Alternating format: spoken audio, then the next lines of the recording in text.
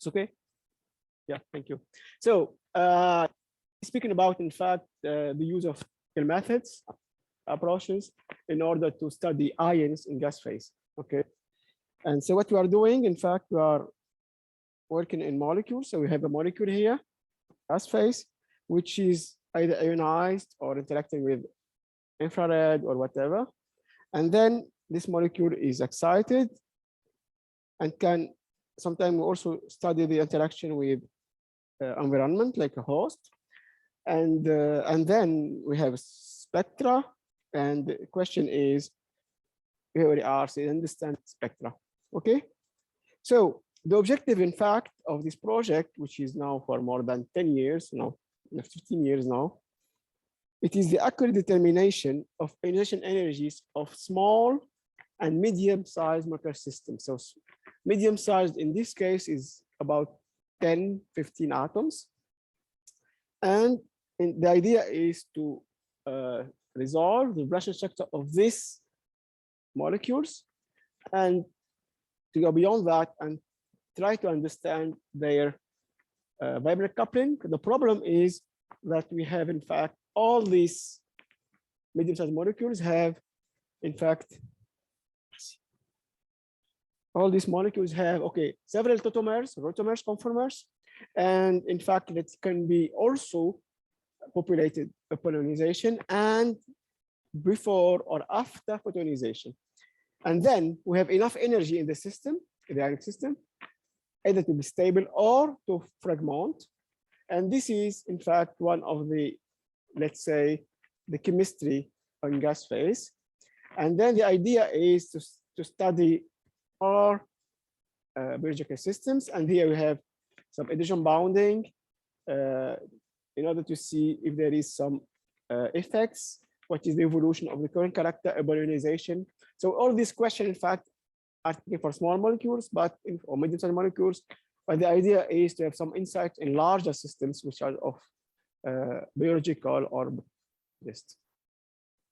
So when we started this project, we have several problems, let's say, to solve. The first question is how to get these molecules in gas phase, because most of them are either liquids or solid, and we would like to get them in gas phase and without destroying them.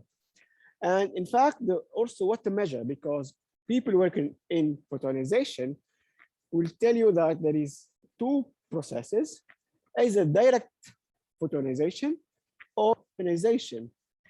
And ionization can be so important that it bloats everything and you'll see nothing about the ion. And this is from experimental part, but from the theoretical part is what to compute in order to be able to assign the spectra.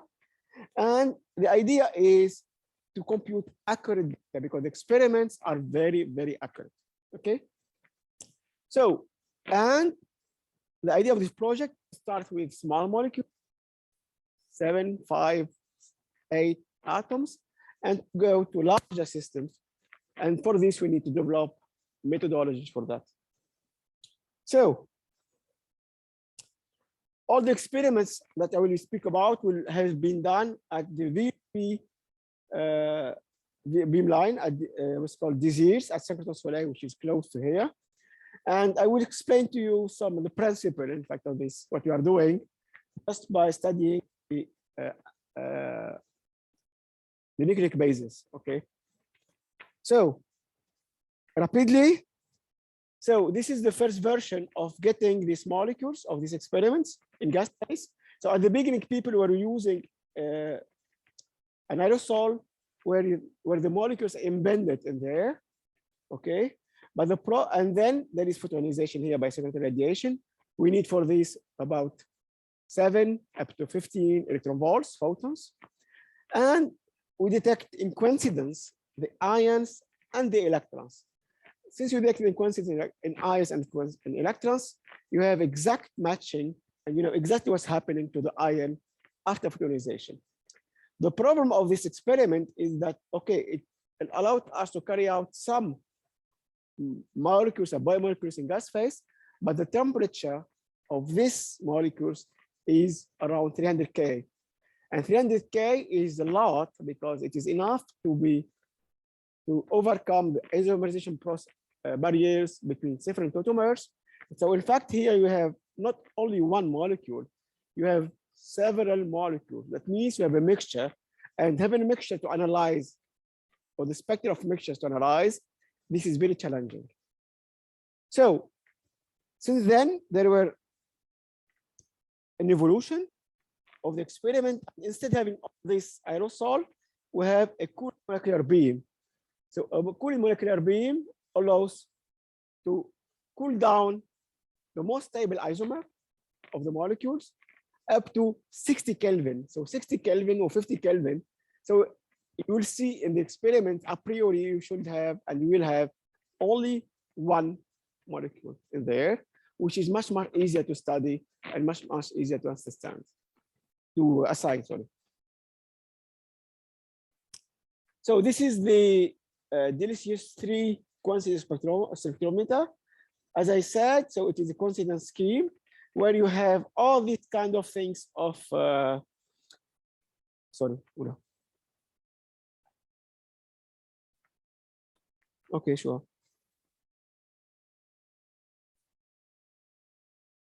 So I have to do it, sorry.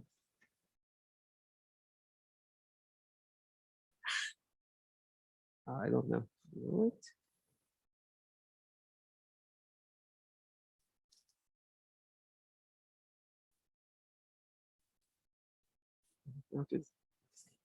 Escape.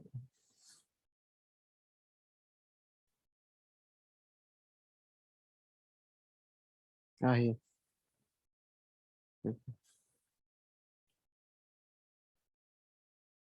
Okay, so as I said, in fact, here you have this multi-purpose instrument, okay, available at DZ beamline, and you have electrons and ions, and what we do now, you will imagine, okay, of the particles, and in fact, you have all these kind of techniques: photoionization mass spectrometry, photoelectron, photoion coincidence, threshold, photoelectron prototypical, etc. And now, and I will show you in 1 minute what is this, which is what we established in this experimental setup, which is the slow photoelectron spectra. So what is this slow photoelectron spectra? It was working. Yeah. So in fact, the idea is to collect all the photoelectrons, okay, from 0 to 100 to 200 milli eV against the photon energy. And instead of getting only one line, only very close to 0 photoelectrons, we collect all of them, you know, and you see each line will correspond to one line here, one band. And by the way, these bands correspond to the vibrational structure of the ion. In this case, we have 2 tautomers, 2 pyridol and 2 hydroxypyridine, which are given here. And you see here, we have the full picture of the vibrational structure of the 2 pyridol plus in the ground state of the cation. And here you have the other isomer, the tautomer, which is given here. And the point here that by doing this, we showed that we have increased the resolution. That means we have increased the signal to noise and without degrading the statistics. Okay, we increased the statistics.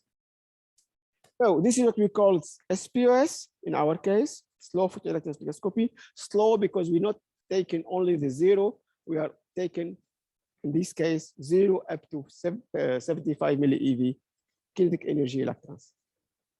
So let's go to computations. In fact, we have 2 kinds of computation to do, either computation of the ground state or the excited.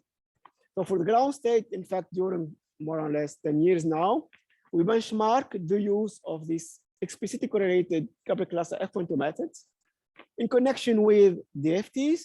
And we showed in order to determine the equilibrium structure and their energetics. And in fact, we benchmarked some DFT methods versus the F12 methods in order to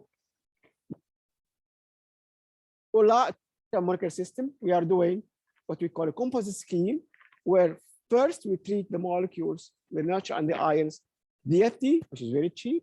And then we, on top of that, we use couple class F12 methods in order to account for electron correlation. In fact, this scheme, DFT with F12, allowed us to extend to large molecular system, and this is what we are using now routinely now. Okay, right now we are just using this because it's larger enough to assign the spectra. So this is for the ground states. If we go for the excited state, there is no choice. We have to use these heavy methods, costly methods, MRCI, MSA plus Q. In some cases, when there is monoconfiguration states, we are using equation of motion. And this is the basis tests which are adapted for that, for these corrected atoms.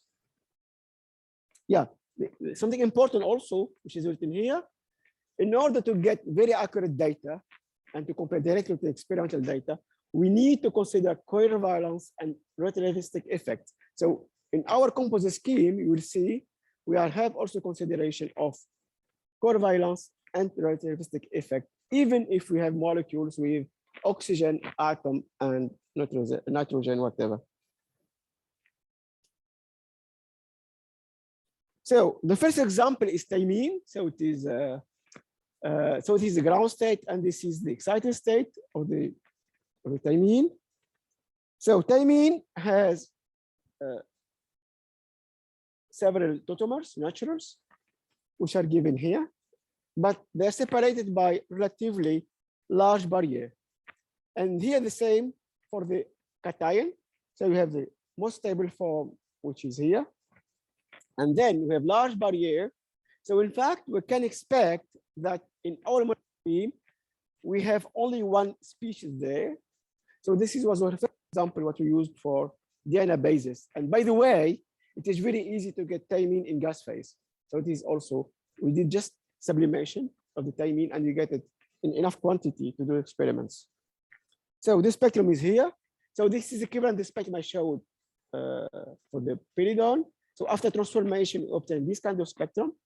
So this is the spectrum of thymine plus close to the ground state. So we have some peaks here, and then it's bold because of congestion. And then I did put here, this VUV SPE previous work. PBO0, you see PBO0 is here, so it's far away from the adiabatic ionization energy. In fact, DFT is always about 0.2 eV out from the range. The most accurate data is experimental data is from VUV MATI, so it's the blue line. And you see here with our SPS and with F12 scheme, we are very, very close to that. That means our composite scheme that we use for this, or our experiment, are very close to the reference data, which is VUV MATI adiabatic ionization energies. And then we're capable to assign all the features. And in fact, the geometry of ion and the natural are very close. And you see the spectrum is relatively simple to assign. There is very few modes which are excited. So you see we assign the spectrum using 2-3 modes at the maximum. So there is some fundamentals, some overtones, and some combination modes, but very, very few because we have very close geometries of the natural and the ion. So it is for the ground state. Let's go. And we confirm also that we have only one tautomer in the molecular beam. So very recently, with my colleague Goshka from University of Shanghai, we reinvestigated the natural and the cation of the thymine, where we treated the infrared, microwave, and photoelectron spectra. So here, this is the let's say the infrared spectrum of the natural and the cation. Here the assignment of the spectra in the CO band. So you see it's very, very complicated. And the most important thing is that to achieve this assignment, we needed to consider the Fermi resonances. That means we use a scheme which is not implemented in Gaussian. It is a homemade scheme where, in addition to just intensities, we need to consider the Fermi resonances between the modes in order to be able to assign. So when we compare to experiment, you see here these experiments, the gas phase experiments are very bad, really resolved. By the way, we are able to assign every other features, and if we compare the harmonic and anharmonic features, you see we need, for sure, we need anharmonicity to assign the experimental spectra of the molecule. That means the harmonic approximation for the intensities and the bands which is implemented in the packages that you buy is not enough to go to assign the spectra of such a molecule. So let's go back to the spectrum. So this is in dashed lines is the spectrum I've shown you what we got from Soleil. And you see we are able to assign all the features in overall. And in fact, it is much more complicated because this work showed that there is, in addition to the big peaks that we showed, there is all this continuum, more or less, of bands, which are gas congestion, which correspond to several bands of the cation. So in fact, the spectrum of T-mean plus coming from T-mean is much more complicated than excitation of very few modes, because all of them are contributing there. So afterwards, we compared the infrared spectrum of toluenes, which is in dashed line, with the cation and the natural infrared spectra of the T-mean and T-mean plus we got. And you see, in fact, we do propose, we suggest, in fact, that both species are present in the toluenes. But this needs further confirmation. And as you know, this is very, very important for astrophysical observations and planetary exploration, such as in Titan.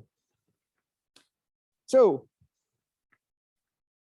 another more complicated case is cytosine. So cytosine is complicated for two reasons. The first one is that you have too many tautomers. Here we have 9, I guess. Yeah, we have 9. And cytosine is complicated because when you try to get cytosine in gas phase, you have a window of 10 degrees. Either it goes to gas phase to sublime, or it is burnt. In fact, so the experiment we have done is maybe 6-7 times. And in order to get this molecule in the gas phase, it was extremely complicated. And by the end, we were able to succeed. We succeeded to get it in gas phase. And we did this computations using QC kappa class F12, covalence, relativistic, plus these corrections. And then we got these adiabatic ionization energies. And you see that if we consider the different isomers or tautomers of cytosine, we have 8.74, 8.66, 8.67. That means they are very, very, very close in energy. And from the spectrum, we're capable to assign, to identify 1, 2, 3, 5 isomers, tautomers of cytosine from experiment. And this was the first time that we are able to assign, to identify the tautomers of cytosine in gas phase. And to convince you, here is the spectrum. So this is one of the spectrum we got. So this is the spectrum, let's say, in certain conditions. And you see there is nothing, just a step, however. However, if we work hard and we optimize the conditions, we start to see all these peaks. So we do know that these guys are not here because there is no peaks there. So this the other isomers of cytosine are not populated. But however, we are able to assign, which you can see here, the first peaks to the adiabatic ionization energies of 5 tautomers of cytosine. And this is the first time that we do observe such molecules in the gas phase. And here was one of the questions of the referee. And we needed to show him that we able to fit the spectrum only with origin bands, and this is the result of the fit. So, which is important in this project was, in fact, we were able to identify the isomers of cytosine, but also we showed with this molecule, this project, that we are capable also to assign the mixtures, because in fact, here we have 5 mixtures of cytosine. which are very, very close in energy. So in fact, from the experimental point of view, combined with theory, we can to assign mixtures of compounds like cytosine. And this what we used for application. So the first application is in the domain of atmospheric chemistry. And I guess you do know already, you heard already about these peroxy radicals, which are ROO, which are very, very important in chemistry of the atmosphere because they are resulting from they are formed between the reaction of O2 and the molecule, the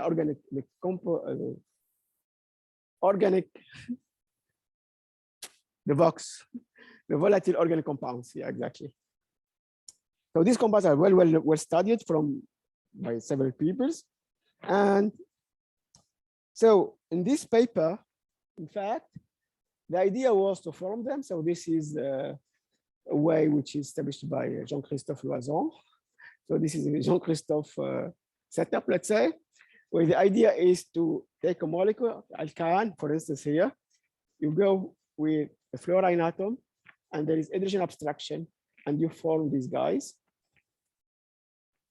And what they did in the experiment, they did put O2 after these experiments, and they did observe, no, they did suggest to observe these guys, ROO bond dot and ROO, okay, what we call 1C3 and 2C3 compounds. So this was the aim of the project. So in fact, we did compute all these guys. And as you can see here, so this is the naturals. This is the cations for the 1C3, and this is the natural antications for the 2C3. Again, you see if we go from gas phase here for the naturals, and for this one for the naturals, we have a mixture of about, let's say, 6 or 7 molecules in the gas phase to contribute. And in fact, we need to combine theory and experiment in this project in order to assign this spectra. So there were 2 experiments. The first one, they did F plus propan without O2, and they did observe the spectrum. But if they add O2, the spectrum completely changed, and we shift to this one. So that means there's something happening, hopefully.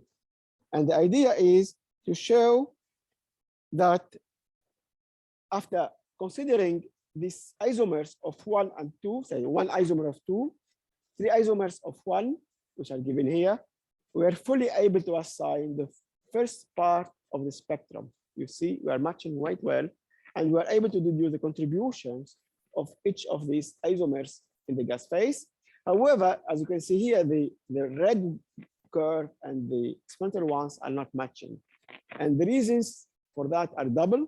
The first one is because in this case, in the simulations of the spectra, we did not consider the large amplitude motions, which may change the shape of the spectra, and because, or we don't know, maybe the cation are dissociating after ionization. So there is 2 contributions. So there is good matching at the beginning of the spectra here, and maybe there is some physics or let's say chemistry occurring there, which may explain not observing these features.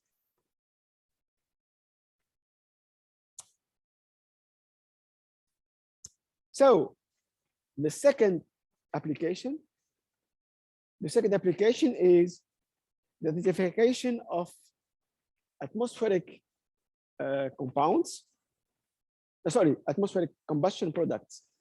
This project, in fact, is a collaboration with the colleagues from Nancy. In fact, these guys, Pérémy, Olivier, and Frédéric, are people from Génie de Procédés community, and they were working for a while for the combustion of alkanes at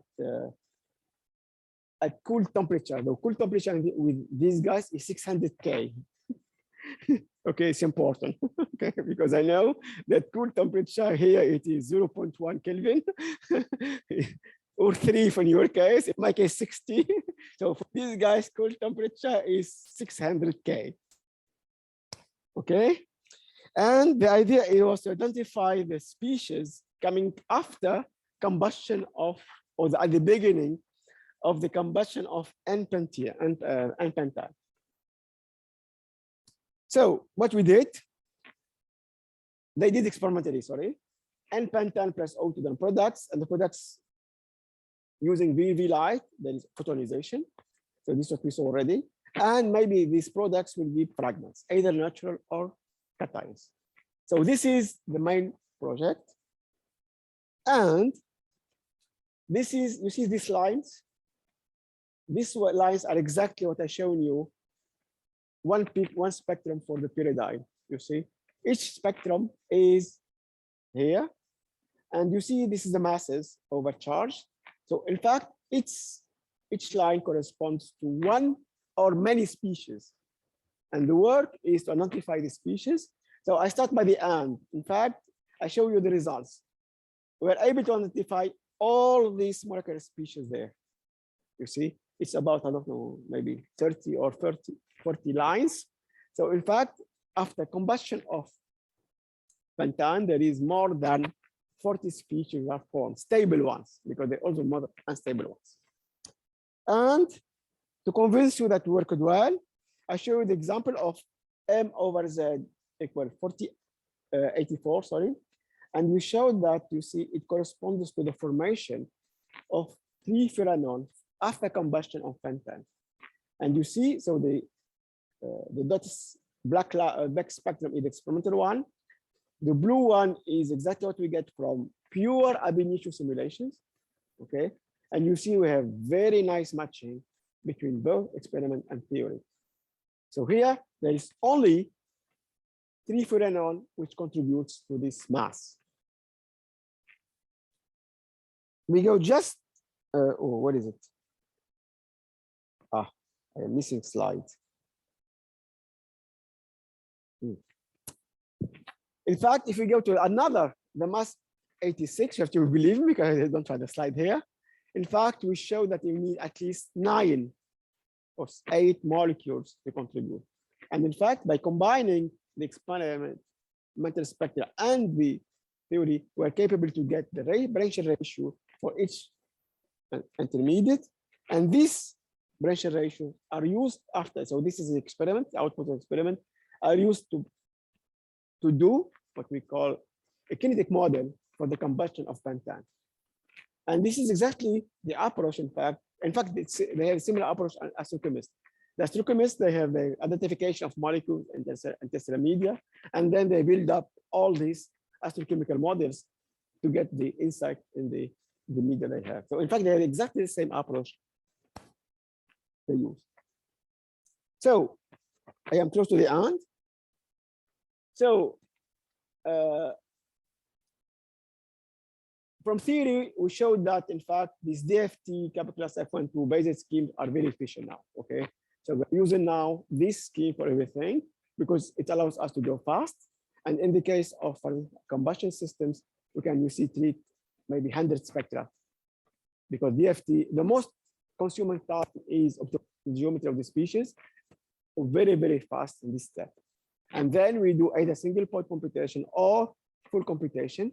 And we do know that the adiabatic ionization energy after considering this scheme are within 0.02 or 0.05 at the maximum from the experiment, which is largely enough to identify the species.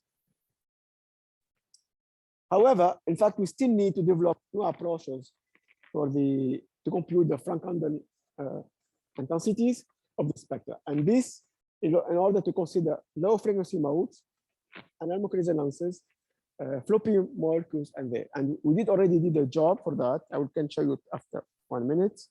I can skip to that. Yeah. So this is what we get very recently. So this is a paper in collaboration with the people from Pisa. Yeah, Gilambolino. So these guys, the guys are developing within Gaussian. Okay. So this is homemade program already. And this is terbutyl OOH. And you see here, this is 1, 14, 15, 16 torsional mode, which is very, very floppy. Okay. So the idea, so it is, we have the spectrum from Soleil, and the idea is to treat the photonization of this molecule. So this is what comes from the theory without comparing to experiment. So you see here, if you use Gaussian as you have at Gaussian 16 or whatever you have at home or in the lab, okay? In fact, you will get this blue spectrum. You see? And in fact, we show that by treating the low frequency mode, for instance, 42, 41 mode, 42, 41, 37, 37 or 39, 37, let's say those which are below 500 wave number, the shape of the spectrum is changing, and then it converges to this very nice multi-Gauss. You see, just by working, considering this, because in fact, the problem is that we're using the perturbation theory, and perturbation theory we are dividing sometime by 0. And in fact, by treating this low frequency modes, you go from this spectrum to this one because you are avoiding dividing by close to 0 values. Okay, so this is the special treatment. And here in black, the experimental spectrum. And you see here in black, in red, the fitting, the theoretical spectrum after considering the low frequency mode. In fact, if you do not consider low frequency modes, you have a spectrum like that, which completely out of the range of the experiments. So this paper is just appearing, so we are just working in this project right now. So let's go back to the conclusions. So we still need experiment to discover new molecular species and processes, as I showed you for the ROO peroxy species. And also, in fact, since we do need to develop theory for the intensity of the frequency modes, we need to show that our models are okay compared to this spectra. And in fact, I hope that I showed that we have very nice complementary between theory and experiment within these projects. So this project is collaborations between institutions in France, in Tunisia, Sweden, cost actions, Europe, China, Hong Kong, UK, Algeria, and North Africa, let's say, and Middle East. And thank you for your attention.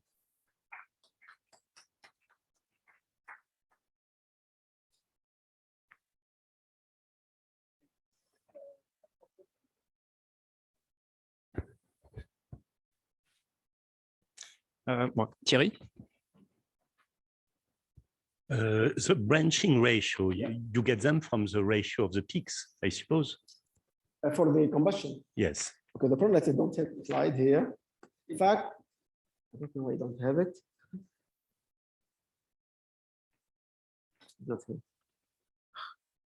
In fact, here you see here, it is only one compound. So the branching ratio is 1.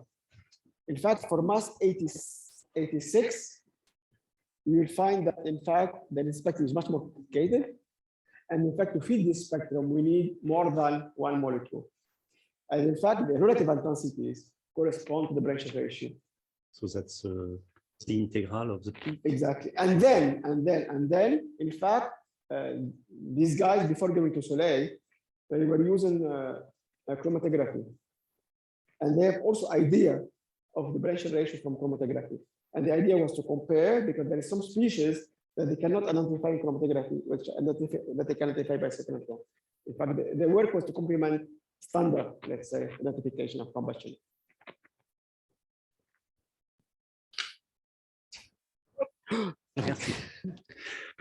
I hope that it was not too big noise in the microphone when I catch it.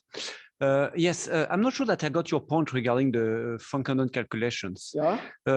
What is the difficulty there?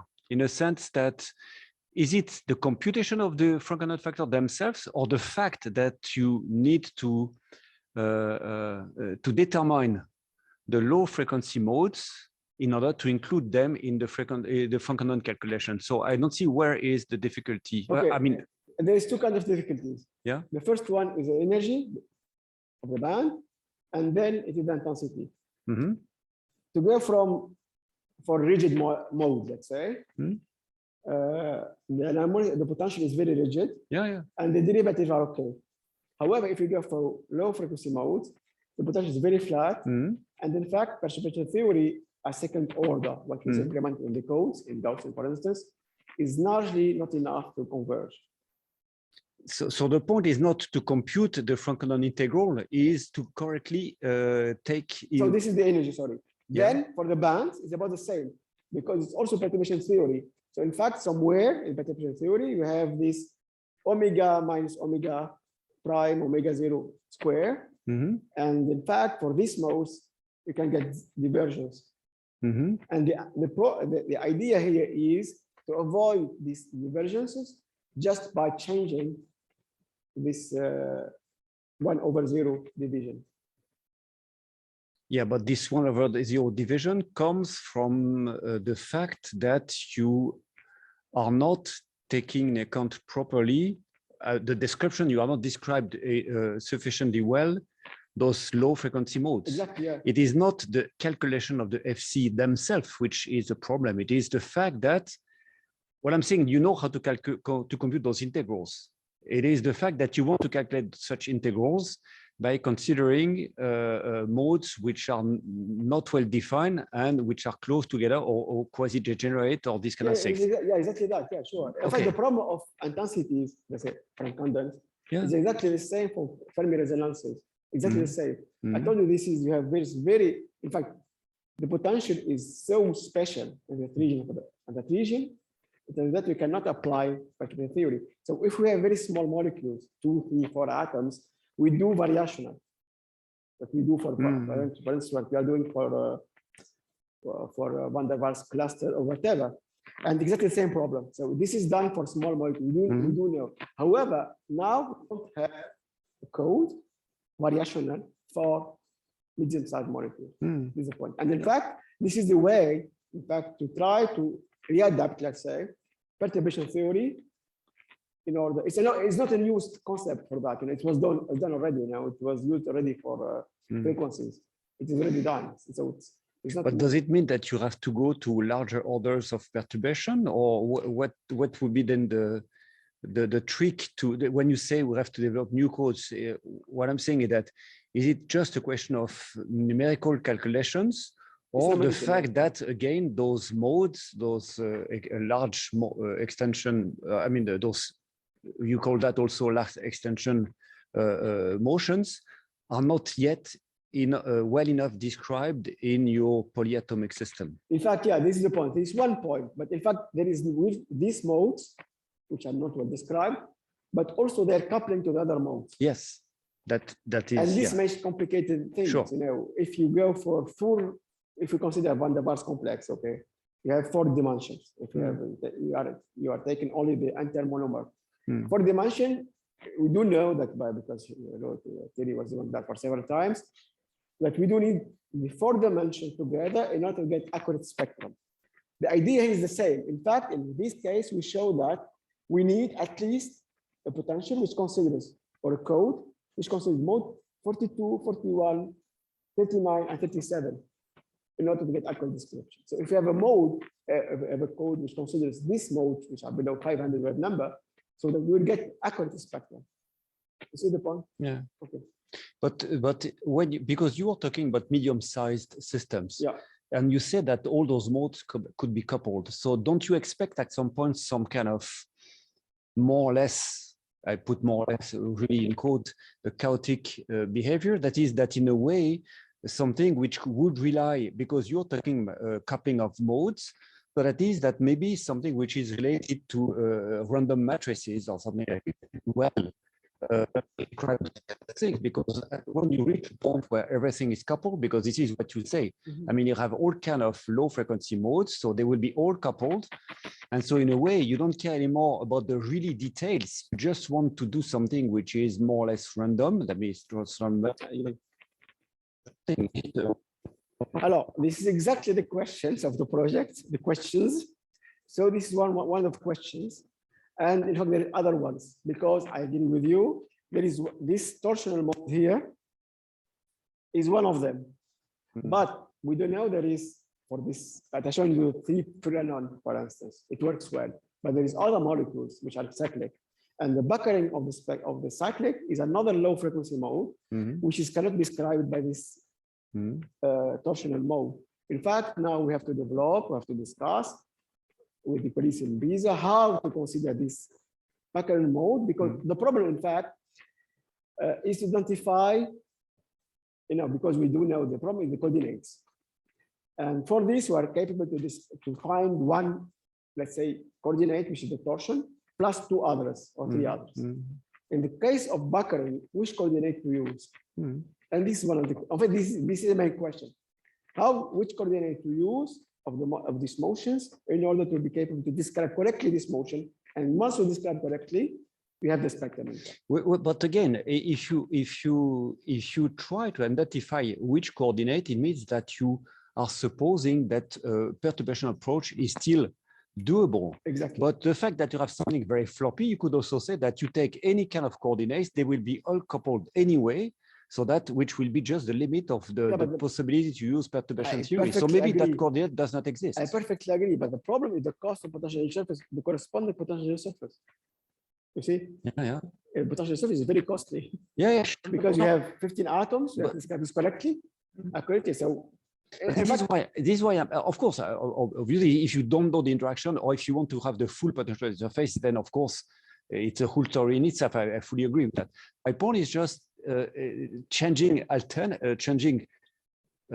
mind, which is something which would be more random, say, less deterministic, as the kind of thing that you explained. Is it the kind of limit that you reach finally? Or let's say it's an open question. Let's put it this way. Exactly what in 2 months, Frédéric is calling me where we should meet to continue this project. I say, let me thinking. You see, so this is what this project started now before COVID. So it's okay. So now I do know how to talk to these guys, because this was the problem at the beginning. Okay, and then now we do know. You see, we identified this problem. They went to Soleil, they did the spectrum, and we got the paper and we described it as mode. Now we have many other questions. So we have to identify these problems one by one, and to go to Soleil once one by one, and then to get back with one answer for each question. So this is the point. In fact, we cannot. In fact, Frédéric wants to get the answer immediately because she's interested in the branching ratio, in the kinetic model. She's, she's doing procedure. And it's not my point. It's time to, Frédéric is very complicated. You should not collaborate with experimentalists. That's sure. Okay, so any more questions? Yeah, Alexandre. Yes, Alexandre.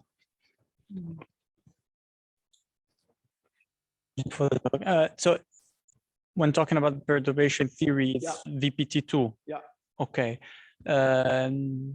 I have heard about methods which are called like VCI, VCC. Are those options that you've explored?